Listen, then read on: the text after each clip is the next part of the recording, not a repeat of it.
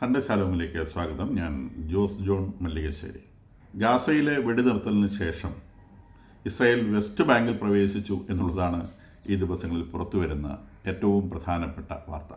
West ബാങ്കിലെ city of Jerin എന്ന് പറയുന്ന പ്രദേശത്ത് ഇസ്രായേൽക്കാരും പാലസ്തീനികളും ഇടകലർന്ന് ജീവിക്കുന്ന ഒരു സ്ഥലമാണ്. വെസ്റ്റ് ബാങ്കിൽ കാര്യമായ ഇസ്രായേൽ ഓക്യുപ്പേഷൻ ഉണ്ട് എന്ന് നിങ്ങൾക്കറിയാമെന്ന് ഞാൻ വിചാരിക്കുന്നു. വെസ്റ്റ് ബാങ്ക് പാലസ്തീനികൾക്കായിട്ട് തിരിച്ചു വച്ചിട്ടുള്ള സ്ഥലമാണെങ്കിലും അതിൻ്റെ ഏകദേശം 60% ഭാഗവും ഇസ്രായേൽ തന്നെയാണ് പരിപൂർണമായും ഭരിക്കുന്നത്. 40% ഭാഗത്തിൽ പാലസ്തീൻ അതോറിറ്റിക്ക് 20% ഭാഗത്ത് മാത്രമാണ് 100% ഗവേണിംഗ് പവർ ഉള്ളത്. ബാക്കിയുള്ള 20% ഏരിയയിലെ സെക്യൂരിറ്റി ഇസ്രായേലിൻ്റെ കയ്യിലും ബാക്കി സ്കൂള്, ഹോസ്പിറ്റൽ അങ്ങനത്തെ കാര്യങ്ങളൊക്കെ പാലസ്തീൻ അതോറിറ്റിയുടെ കയ്യിലുമാണ്. അങ്ങനെ 40%, അതിൽ 20% പൂർണ്ണമായിട്ടും പാലസ്തീൻ അതോറിറ്റിക്ക് പവറുണ്ട്. 20% മേലെ പാലസ്തീൻ അതോറിറ്റിക്കും ഇസ്രായേലിനും പവറുണ്ട്. അതിൻ്റെ സെക്യൂരിറ്റിയൊക്കെ ഇസ്രായേലാണ്. ബാക്കിയുള്ള 60% ഇസ്രായേലിൻ്റെ കയ്യിലാണ് പൂർണ്ണമായിട്ടും. അപ്പോൾ അവിടെ ഇങ്ങനെ കുറേശ്ശെ ആയിട്ട് സീഡിങ് പോലെ ഇസ്രായേൽ സെറ്റിലേഴ്സിനെ കൊണ്ട് താമസിപ്പിക്കുകയാണ്. ഏകദേശം 70,000-ഓളം ഇസ്രായേലി സെറ്റിലേഴ്സ് വെസ്റ്റ് ബാങ്കിൽ പൂർണ്ണമായും ചിതറി ജീവിക്കുന്നുണ്ട്. അത് ഒരു ഭാഗത്തേക്ക് മാത്രമായിട്ടല്ല ജീവിക്കുന്നത്. വെസ്റ്റ് ബാങ്കിൻ്റെ മൊത്തം ഏരിയയിൽ ചെറിയ പോക്കറ്റ്സ് ഉണ്ടാക്കി ചിതറി ജീവിക്കുന്നുണ്ട് എന്നാണ് മനസ്സിലാക്കുന്നത്. അതിൽ ഒരു സിറ്റി ഓഫ് ജെറിൻ എന്ന് പറയുന്ന സ്ഥലത്ത് പാലസ്തീൻ അഭയാർത്ഥികൾ താമസിക്കുന്ന ഒരു ക്യാമ്പിൽ നിന്ന് ഇസ്രായേലി സെറ്റിലേഴ്സിന് നേരെ ആക്രമണം ഉണ്ടാവുകയും ആ ആക്രമണത്തിനെ നേരിടാൻ വേണ്ടി ഇസ്രായേലി പട്ടാളം അവിടെ പ്രവേശിക്കുകയും ചെയ്തു എന്നാണ് മനസ്സിലാക്കുന്നത്. ഡ്രോണുകളും ടാങ്കുകളും ഉപയോഗിച്ചുള്ള ആക്രമണത്തിൽ ഗ്രൗണ്ട് ഫോഴ്സും കാര്യമായി അഡ്വാൻസ് ചെയ്യുകയുണ്ടായി. ഇസ്ലാമിക് ജിഹാദ് എന്ന് പറയുന്ന അവിടെ ആക്റ്റീവായിട്ട് പ്രവർത്തിക്കുന്ന ഒരു ഭീകര സംഘടന ആണ് ഈ സെറ്റിലേഴ്സിനെ ആക്രമിച്ചത്. അവരും ഇസ്രായേലി ഫോഴ്സുകളും തമ്മിൽ വെടിവെപ്പുണ്ടാകുകയും ഏകദേശം 10ഓളം പാലസ്തീനികൾ മരിച്ചതായിട്ടാണ് കണക്കാക്കപ്പെടുന്നത്. 10 പേര് പുരുഷന്മാരാണ്. അതിലൊരാൾ അണ്ടർ ഏജിലാണ്. ദറ്റ് മീൻസ് ടീനേജിൽ പെടുന്ന ആളാണെന്ന് പറയപ്പെടുന്നു.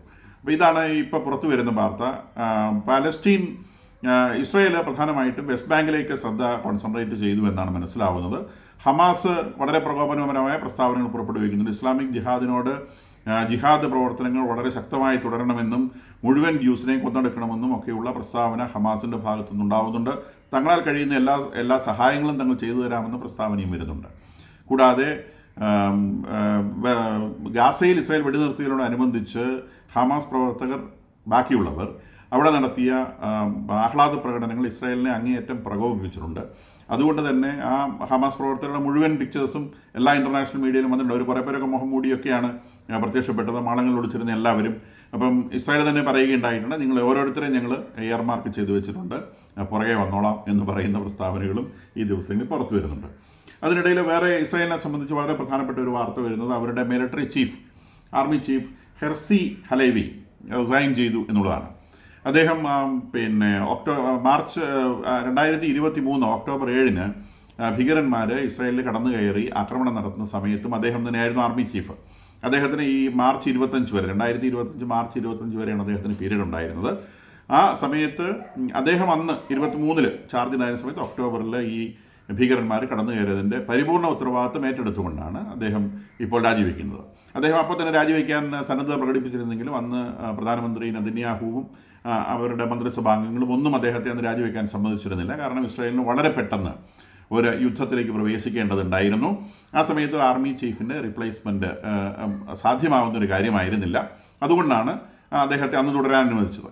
ഇപ്പോഴദ്ദേഹം ഈ യുദ്ധം ഒന്ന് സബ്സൈഡ് ചെയ്ത സമയത്ത് അദ്ദേഹം അധികാരം കൈമാറാൻ വേണ്ടി വേറൊരാൾക്ക് വേണ്ടി അദ്ദേഹം അധികാരം ഒഴിഞ്ഞു കൊടുക്കുകയാണ്. അപ്പോൾ അദ്ദേഹം അതിൻ്റെ സമയത്ത് പറഞ്ഞത്, അതിൻ്റെ പരിപൂർണ്ണ ഉത്തരവാദിത്വം ഞാൻ ഏറ്റെടുക്കുന്നു. അത് ഓരോ ദിവസവും എന്നെ ഹോണ്ട് ചെയ്യുന്ന വല്ലാത്ത മെമ്മറിയാണ്.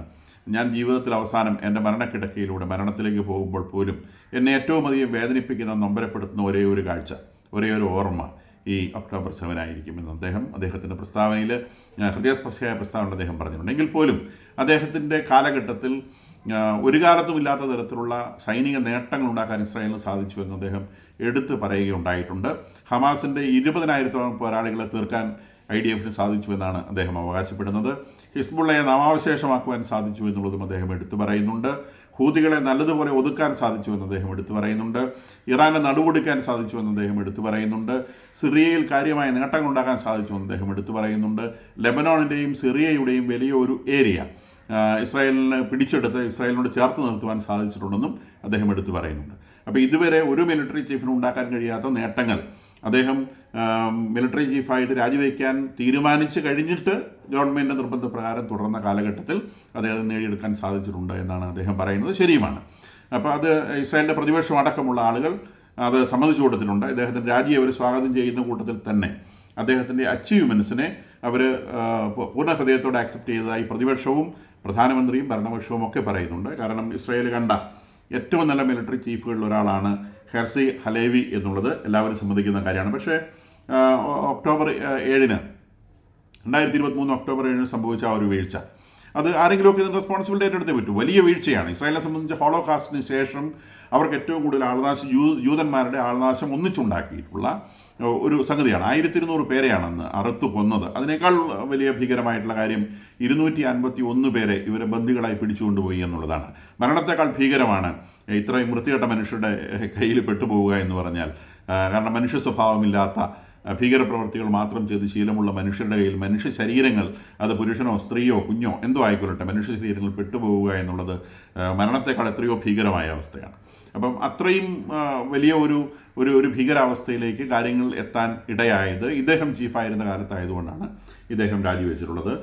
പ്രതിപക്ഷം നെതന്യാഹുവിനോടും ഇതുപോലെ തന്നെ രാജിവെക്കാൻ ആവശ്യപ്പെടുന്നുണ്ട്. അപ്പം നെതന്യാഹു പറയുന്നത് ഈ സംഗതിയിൽ ഉത്തരവാദിത്തം ഏറ്റെടുക്കാൻ ഞാൻ തയ്യാറല്ല, കാരണം ഇത് മിലിറ്ററിയുടെ ജോലിയാണ്, മിലിറ്ററിയുടെ ജോലിയിൽ വന്ന വീഴ്ചയാണ്, അതുകൊണ്ട് മിലിറ്ററി ചീഫ് രാജിവെച്ചാൽ മതി എന്നുള്ളതാണ് നെതന്യാഹുവിൻ്റെ ആർഗ്യുമെൻ്റ്. ഇനി പലരും ഹമാസിനെ അനുകൂലിക്കുന്ന ഒരുപാട് ആളുകൾ വിചാരിക്കുന്നത് ഇസ്രായേൽ ഹമാസിൻ്റെ മുൻപിൽ പരിപൂർണമായൊരു വിജയം നേടിയില്ല, ഒരു പാർഷ്യൽ വിക്ടറി മാത്രമേ ആയിട്ടുള്ളൂ. എല്ലാ യുദ്ധങ്ങളിലും പരിപൂർണമായിട്ട് വിജയം കിട്ടുകയില്ല. ലോകത്തിലെ വളരെ അപൂർവമായിട്ടുള്ള യുദ്ധങ്ങളിൽ മാത്രമാണ് പരിപൂർണമായിട്ടുള്ള വിജയം. അങ്ങനെ പരിപൂർണമായിട്ടുള്ള വിജയം നേടിയിട്ടുള്ള ഒരേ ഒരു യുദ്ധം ഇന്ത്യയും പാകിസ്ഥാനും തമ്മിലുള്ള 1971 യുദ്ധമാണ്. അതിനകത്ത് ഇന്ത്യ നേടിയൊരു വിക്ടറി ഉണ്ട്. അതുപോലത്തെ ഒരു വിക്ടറി ലോകത്തിൽ ഒരു യുദ്ധത്തിലും ഉണ്ടായിട്ടില്ല. അത്തരം വിക്ടറികൾ ലോകത്തിലെ യുദ്ധങ്ങളിൽ നമുക്ക് പ്രതീക്ഷിക്കാനുമാവില്ല. 1971 ഡിസംബർ 3 ഇന്ത്യയും പാകിസ്ഥാനും തമ്മിൽ ആരംഭിച്ച യുദ്ധം വെറും 14 ദിവസം കൊണ്ട് പാകിസ്ഥാൻ്റെ സമ്പൂർണ്ണ പരാജയത്തിൽ അവസാനിച്ചു. ഡിസംബർ 16 അവർ ആയുധം വെച്ച് കീഴടങ്ങി. ആയുധം വെച്ച് കീഴടങ്ങുക എന്നൊക്കെ പറയുന്നതാണ് സമ്പൂർണ്ണ പരാജയം. പാകിസ്ഥാൻ്റെ ഈസ്റ്റേൺ കമാൻഡിൻ്റെ ചീഫായിരുന്ന ലഫ്റ്റനൻറ്റ് ജനറൽ A.K. നിയാസി, നമ്മളുടെ ഈസ്റ്റേൺ കമാൻഡിൻ്റെ ചീഫായിരുന്ന ലഫ്റ്റനൻറ്റ് ജനറൽ ജഗജിത് സിംഗ് അറോറയുടെ കാൽ ചുവട്ടിൽ ഒരു വാള് വെച്ച് സാഷ്ടാംഗം പ്രണമിച്ച് കീഴടങ്ങുന്ന ഒരു കാഴ്ച അന്ന് നമ്മളൊക്കെ സിനിമാ സ്ക്രീനുകളിൽ, സിനിമാ തിയേറ്ററുകളിൽ ന്യൂസ് റീലുള്ള കാലമാണെന്ന്. ന്യൂസ് റീലുള്ള കാലം, എനിക്കത് 5 വയസ്സാണ്, 71. ന്യൂസ് റീലുള്ള കാലത്ത് നമ്മൾ സ്ക്രീനിൽ കണ്ട് 5 വയസ്സല്ല കേട്ടോ, സോറി 8 വയസ്സുണ്ട്. ന്യൂസ് റീലുള്ള കാലത്ത് ഇത് ഇങ്ങനെ സ്ക്രീനിൽ കണ്ട് നമ്മളൊക്കെ സായുജ്യം അടഞ്ഞിട്ടുള്ളതാണ്. അപ്പം അത്തരം ഒരു കാഴ്ച അല്ലെങ്കിൽ അത്തരമൊരു കീഴടങ്ങലൊക്കെ ലോകത്തിൽ അത്യപൂർവമായൊരു സംഗതിയാണ്. ഒരു ജനറലും 93,000 പട്ടാളക്കാരും എതിർ സൈന്യത്തിൻ്റെ കാൽച്ചുവട്ടിൽ വീണ് സാഷ്ടാംഗം പ്രണമിച്ച് രക്ഷിക്കണേ, ക്ഷമിക്കണേ, ഞങ്ങൾ കീഴടങ്ങിയിരിക്കുന്നു എന്ന് പറയുന്ന ഒരു കാഴ്ച, അത് ഇന്ത്യ പാകിസ്ഥാൻ യുദ്ധത്തിൽ മാത്രം കാണാൻ കഴിഞ്ഞിട്ടുള്ള സംഗതിയാണ്. സെക്കൻഡ് വേൾഡ് വാറിൽ പോലും അത്തരം ഒരു കീഴടങ്ങൽ നമുക്ക് കാണാൻ കഴിഞ്ഞിട്ടില്ല. ഇത് അതുപോലത്തെ ഒരു കീഴടങ്ങൊന്നും സാധാരണ ഒരു യുദ്ധത്തിനും സംഭവിക്കുകയില്ല. ഇത് ഭീകരപ്രവർത്തനമാണ്. ഇപ്പം ഇവർ പറയുന്നു 20,000 ആളുകളെ ഇവർ കൊന്നിട്ടുണ്ടോ എന്ന് പറഞ്ഞു. 20,000 ആളുകളെ അവർ കൊന്നിട്ടുണ്ടാവും, ചിലപ്പോൾ 25,000 പേരെ കൊന്നിട്ടുണ്ടാവും. ഒരു കാര്യമില്ല. ഇവർ ആരെ കൊന്നാലും പിറ്റേ ദിവസം ഇവർ വേറെ ചെറുക്കനെ പിടിച്ച് അവിടെ അപ്പോയിൻറ്റ് ചെയ്യും. അവന് 12 വയസ്സാണോ 13 വയസ്സാണോ, അവന് ഒരു തോക്കും എടുത്തു കൊടുത്ത് അള്ളാഹു അക്ബർ എന്ന് വിളിച്ച് മുമ്പിൽ കാണുന്നവനൊക്കെ വെടിവെച്ചോന്നും പറഞ്ഞ് കൊണ്ട് ഇറക്കി വിടും. അവനോട് പറയും നിനക്ക് സ്വർഗ്ഗത്തിൽ അത് കിട്ടും, ഇത് കിട്ടും, മറ്റത് കിട്ടും. അവനത് വിശ്വസിച്ച് തോക്കുമായിട്ട് ഇറങ്ങും. അപ്പോൾ ഇവരുടെ മിലിറ്ററിയിൽ ഈ നമ്പർ ഒരിക്കലും കുറയത്തില്ല. ഇത് എത്ര എണ്ണത്തിനെ കൊന്നാലും അത് മിലിറ്ററി ഒന്നുമല്ല, അതിങ്ങനെ പ്രാന്ത് പിടിച്ച മനുഷ്യരാണ്. ഈ പ്രാന്തന്മാരുടെ സംഘത്തിലേക്ക് പുതിയ ആളുകളെ ചേർക്കും. അത് ട്രെയിൻഡ് ആണോ അല്ലയോ ഒന്നുമല്ല, മരിക്കാൻ വേണ്ടി ആളുകൾ ചേർക്കുന്നതാണ്, മരിക്കാൻ തയ്യാറായിട്ട് ആളുകൾ വരുന്നതാണ്. അപ്പോൾ അവിടെ ഒരു സാഷ്ടാംഗം കീഴടങ്ങലൊന്നും ബോധമുള്ളൊരു മനുഷ്യനും പ്രതീക്ഷിക്കില്ല. അത് ഒന്നിനെ കൊന്നു കഴിഞ്ഞാൽ വേറെ ഒരെണ്ണം അല്ലെങ്കിൽ 10 വന്നത് റീപ്ലേസ് ചെയ്യും. കാരണം അവർ സ്വർഗത്തിൽ കിട്ടാനുള്ളൊരു വലിയ ലോട്ടറി ഉണ്ടല്ലോ, ആ ലോട്ടറി മോഹിച്ച് നടക്കുന്ന മനുഷ്യരാണ്. അപ്പോൾ ആ പ്രാന്തിൻ്റെ മുകളിൽ തോക്കെടുത്ത് വരും. അപ്പോൾ അതുകൊണ്ടാണ് ഈ ഇസ്രായേൽ ഒരിക്കലും അവിടെ ഒരു ഗ്രൗണ്ട് ഓപ്പറേഷൻ ചെയ്യാൻ ശ്രമിക്കാത്തത്. അവിടെ ഒരു ഗ്രൗണ്ട് ഓപ്പറേഷൻ അല്ലെങ്കിൽ ഒരു ബോംബിംഗ് ഓപ്പറേഷൻ ചെയ്ത് കഴിഞ്ഞാൽ ഇവർ മേത്ത് ബോംബും കെട്ടി വന്നുകൊണ്ട് കുഞ്ഞുപിള്ളേർ വന്നിട്ട് പൊട്ടിത്തെറിച്ച് നമുക്ക് പ്രതീക്ഷിക്കാൻ പറ്റില്ല. ചിലപ്പോൾ 7 വയസ്സുള്ള ഒരുത്തനായിരിക്കും, 9 വയസ്സുള്ള ഒരുത്തനായിരിക്കും മേത്തൊരു ബോംബും കെട്ടിക്കൊണ്ട് വന്നിട്ട് പൊട്ടിത്തെറിക്കുന്നത്. അങ്ങനെയുള്ള ആളുകളുടെ മുൻപിൽ എക്സ്പോസ് ചെയ്ത് കൊടുക്കുക എന്നുള്ളത് യുദ്ധമല്ല, അത് പൊട്ടത്തരാണ്. അപ്പം യുദ്ധത്തിൽ എപ്പോഴും ടാക്ടിക്കൽ മൂവ്മെൻറ്റുകളാണ് വേണ്ടത്. നമ്മളുടെ ജീവൻ രക്ഷിക്കുക എന്നുള്ള യുദ്ധത്തിൽ ഒരു പ്രധാനപ്പെട്ട കാര്യമാണ്. വെറുതെ പോയിട്ട് ചാവുക എന്നുള്ളതല്ല യുദ്ധം, അത് അവരുടെ യുദ്ധമാണ്. ഈ ജിഹാദ് പ്രവർത്തനങ്ങളുമായി ബന്ധപ്പെടുന്ന ആളുകളുടെ യുദ്ധം വെറുതെ പോയി ചാവുക എന്നുള്ളതാണ്. അത്തരം ഒരു യുദ്ധം ബോധമുള്ള മനുഷ്യർ ചെയ്യുന്ന യുദ്ധമല്ല. അതുകൊണ്ട് തന്നെ ഇങ്ങനെയുള്ള ആളുകളെ പരിപൂർണമായിട്ട് കീഴ്പ്പെടുത്തുക എന്ന് പറയുന്നത് നടക്കുന്ന കാര്യമല്ല. അപ്പോൾ ഇപ്പം ഇസ്രായേലിനെ സംബന്ധിച്ച് വെടിനിർത്തൽ എന്ന് പറയുന്നത് വളരെ തീർത്തും ആശാസ്യമായ സംഗതിയാണ്. അത് തന്നെയാണ് ചെയ്യേണ്ടിയിരുന്നത്. പക്ഷേ വെസ്റ്റ് ബാങ്കിൽ അവരുടെ ലക്ഷ്യങ്ങൾ എന്താണെന്ന് അറിയില്ല. കാരണം ഈ ഒരു പ്രകോപനത്തിൽ മിക്കവാറും ഇസ്ലാമിക് ജിഹാദുകാർ വലിയ തോതിൽ ഇസ്രായേലിന് നേരെ തിരിച്ചടിക്കാനാണ് സാധ്യത. അങ്ങനെ ഒന്നും തിരിച്ചടിച്ച് കിട്ടണമേ എന്നുള്ളതാണ് ഇസ്രായേലിൻ്റെ പ്രാർത്ഥനയെന്നും ഞാൻ വിചാരിക്കുന്നു. അങ്ങനെയാണെങ്കിൽ ഇപ്പം ഗാസയിൽ നടന്ന കാര്യം നമുക്ക് വെസ്റ്റ് ബാങ്കിൽ ഇനി കാണാൻ സാധിക്കും. അപ്പോൾ അതിനിടയിലൂടെ US അംബാസഡർ ടു UN ട്രംപിൻ്റെ നോമിനിയായിട്ടുള്ള ഇലൈസ് സ്റ്റെഫാനിക് എന്ന് പറയുന്ന ലേഡി അവർ കഴിഞ്ഞ ദിവസം പറയുകയുണ്ടായി, വെസ്റ്റ് ബാങ്ക് അനക്സ് ചെയ്യുവാൻ, വെസ്റ്റ് ബാങ്ക് ഇസ്രായേലിനോട് കൂട്ടിച്ചേർക്കുവാനുള്ള ബിബ്ലിക്കൽ റൈറ്റ് ഇസ്രായേലിനുണ്ട് എന്നുള്ളത്. ഇത് ട്രംപും പറഞ്ഞിട്ടുള്ള കാര്യമാണ്. ഇസ്രായേലിൻ്റെ ഏരിയ എക്സ്പാൻഡ് ചെയ്യാനുള്ള അവകാശം ഇസ്രായേലിനുണ്ട് എന്നുള്ളത് ട്രംപും പറഞ്ഞിട്ടുള്ള കാര്യമാണ്. അപ്പോൾ ഞാൻ കഴിഞ്ഞ വീഡിയോയിൽ പറയുകയുണ്ടായി, ഈ ഗാസയിൽ മിക്കവാറും ഗാസക്കാർക്ക് ഗാസ തിരിച്ചു കിട്ടാനുള്ള സാധ്യത കുറവാണ്. അതിനുള്ള പ്ലാനുകളും ഞാൻ കഴിഞ്ഞ വീഡിയോയിൽ പറയുകയുണ്ടായി. ഇത് വെസ്റ്റ് ബാങ്കിലും സംഭവിക്കാനുള്ള സാധ്യതയുണ്ട്. മാത്രമല്ല നെതന്യാഹു ഈ അടുത്ത കാലത്ത് ഒരു പുതിയ ഭൂപടം അവർ റിലീസ് ചെയ്തിരുന്നു. അതിനകത്ത് ഈ വെസ്റ്റ് ബാങ്കും ഗാസയും അങ്ങനത്തെ സ്ഥലങ്ങളൊന്നുമില്ല. ആ ഏരിയ മുഴുവൻ ഇസ്രായേൽ എന്ന് കാണിച്ചത് കൂടാതെ ജോർദാൻ്റെ ഒരു പ്രദേശം, അത് പണ്ട് എക്സോഡസിൻ്റെ കാലത്ത്, അതായത് മോശയും സംഘവും ഈജിപ്തിൽ നിന്ന് പുറപ്പാട് എന്ന് പറയുന്ന ബൈബിളിൽ ചേർത്തുള്ള പുസ്തകം, എക്സോഡസ് എന്ന് ഇംഗ്ലീഷിൽ പറയും, ആ പുസ്തകത്തിൽ അവർ ഈ പറയുന്ന കനാൻ ദേശം അവരുടെ വാഗ്ദത്ത ഭൂമിയിലേക്ക് വന്ന സമയത്ത് അവർക്ക് 12 ട്രൈബുകളാണ് ഉണ്ടായിരുന്നത്. ആ 12 ട്രൈബുകളിൽ 2 ട്രൈബുകൾ ജോർദാൻ്റെ മറുകരയിൽ ഇസ്രായേൽ താമസിച്ചിരുന്നു. അവർ അന്ന് മോസസിനോട് അനുവാദം വാങ്ങിയ ശേഷം അതിൽ 2 ട്രൈബ് ജോർദാൻ്റെ മറുകരയിലാണ് താമസിച്ചത്. ഞാൻ ഇസ്രായേലിൻ്റെ കഥയെന്ന് പറയുന്ന വീഡിയോ സീരീസ് ചെയ്യുന്നുണ്ട്. അതിൽ 2nd, 3rd വീഡിയോകളിൽ ഈ സംഗതി വളരെ വിശദമായിട്ട് പറഞ്ഞിട്ടുണ്ട്. അപ്പോൾ അതിൽ അവർ താമസിച്ച ഏരിയ എന്ന് പറയുന്നത് ഇപ്പോഴത്തെ ജോർദാൻ്റെ വെസ്റ്റേൺ സൈഡും സിറിയയുടെ സൗത്ത് വെസ്റ്റേൺ സൈഡും ഒക്കെ ചേർന്നുകൊണ്ടുള്ള പ്രദേശമാണ്. അപ്പോൾ ആ പ്രദേശങ്ങൾ കൂടി ചേർത്തുകൊണ്ട് സിറിയയുടെ കുറേ ഭാഗവും അതുപോലെ ജോർദാൻ്റെ കുറേ ഭാഗവും ലെബനോണിൻ്റെ കുറച്ച് ഭാഗമൊക്കെ ചേർത്തുകൊണ്ടുള്ള ഒരു പുതിയ ഭൂപടം നെതന്യാഹു അടുത്ത കാലത്ത് റിലീസ് ചെയ്യുകയുണ്ടായി. അപ്പോൾ അവർ ആ ഭാഗമൊക്കെ അവരുടെ ലാൻഡിനോട് അവർ അനക്സ് ചെയ്യാൻ ആഗ്രഹിക്കുന്നു എന്നാണ് അവർ പറയുന്നത്. വാസ്തവത്തിൽ ഇത്തരം ഒരു അംബീഷൻ നെതന്യാഹുവിന് പറയാൻ ഉള്ള ധൈര്യം കൊടുത്തത് ഈ ഹെർസി ഹലേവി എന്ന് പറയുന്ന ആർമി ചീഫാണ്. അദ്ദേഹത്തിൻ്റെ നേതൃത്വത്തിലാണ് ഇത്രയും വലിയ മിലിറ്ററി അച്ചീവ്മെൻറ്റ്സ് അവർക്ക് ഉണ്ടാക്കാൻ സാധിച്ചത്. നമ്മൾ പറയുന്ന ആ പ്രദേശം മുഴുവൻ ഭീതി വിതയ്ക്കുവാനും അവിടുത്തെ ഒരു സൂപ്പർ പവറായി ഇവോൾവ് ചെയ്യുവാനും ഈ ഹമാസ് ഭീകരതയ്ക്ക് ശേഷമുള്ള പ്രവർത്തനങ്ങളുടെ ഇസ്രായേലിന് സാധിച്ചിട്ടുണ്ട്. ഇസ്രായേൽ ഇവിടെ ഫുൾ പ്രൂഫായിട്ട് പ്രഖ്യാപിച്ചിട്ടുണ്ട്. ഇസ്രായേൽ എന്ന് പറയുന്ന അവിടുത്തെ അപ്രമാദിത്വമുള്ളൊരു ശക്തിയാണ്. അവർ പറയുന്നത് പോലെ അവിടെ കാര്യം നടക്കുള്ളൂ എന്നുള്ള നിലയിലേക്ക് കാര്യങ്ങൾ എത്തിക്കുവാൻ അവർക്ക് ഈ യുദ്ധം കൊണ്ട് സാധിച്ചിട്ടുണ്ട് എന്നുള്ളത് ഒരു വസ്തുതയാണ്. അതിൽ ജയപരാജയങ്ങളൊന്നും അനലൈസ് ചെയ്യേണ്ട ആവശ്യമില്ല.